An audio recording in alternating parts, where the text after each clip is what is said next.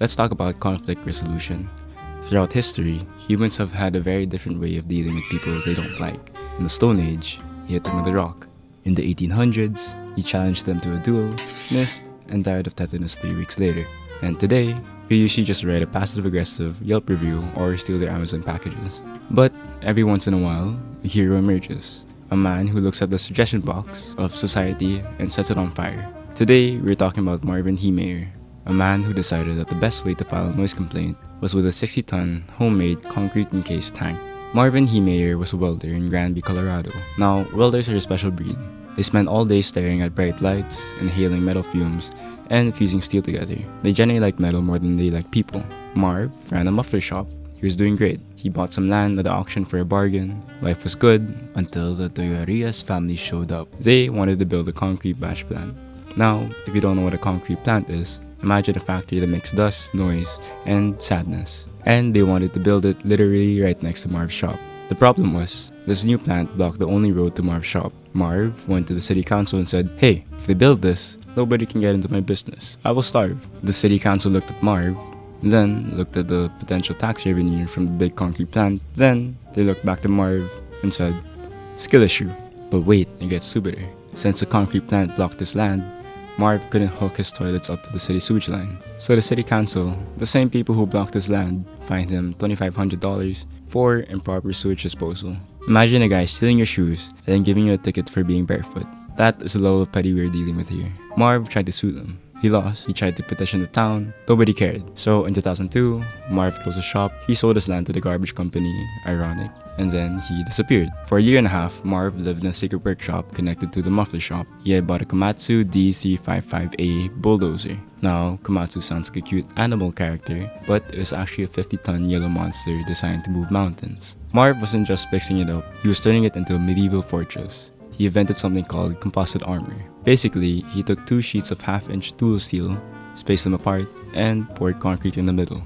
This is technically a steel concrete sandwich. It is incredibly heavy and virtually indestructible. He covered the entire cabin, the engine, the tracks, but then he realized a problem. If you cover all the windows with concrete, you can't see where you're driving. So he went to Radio Shack. He bought video cameras and hooked them up to monitors inside the cockpit. But Marv was smart. He knew the police would shoot at the cameras. So he covered them in 3-inch thick bulletproof plastic.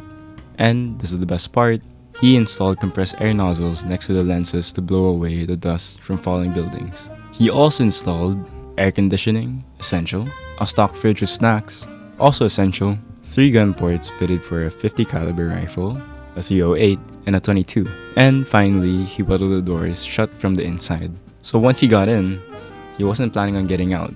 This was a one-way ticket to Revenge Town. Population, Marv. June 4th, 2004, the shed explodes. The Killdozer emerges. It wasn't fast, it moved at a top speed of brisk walk. But when you weigh 60 tons, you don't need speed, you have mass. First stop, concrete plant, obviously. He drove straight to the administration building. It folded like a wet cardboard. He destroyed the batch plant. He smashed the trucks. It took him about 10 minutes to undo 10 years of business. The police arrived and started shooting. Now, I want you to imagine you're a bullet. You're traveling at supersonic speeds. You hit a foot of steel and concrete. You do nothing. You are a failure.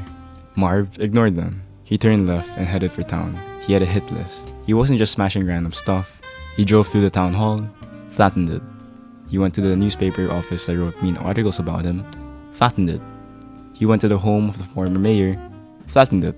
The SWAT team was panicking. They tried everything.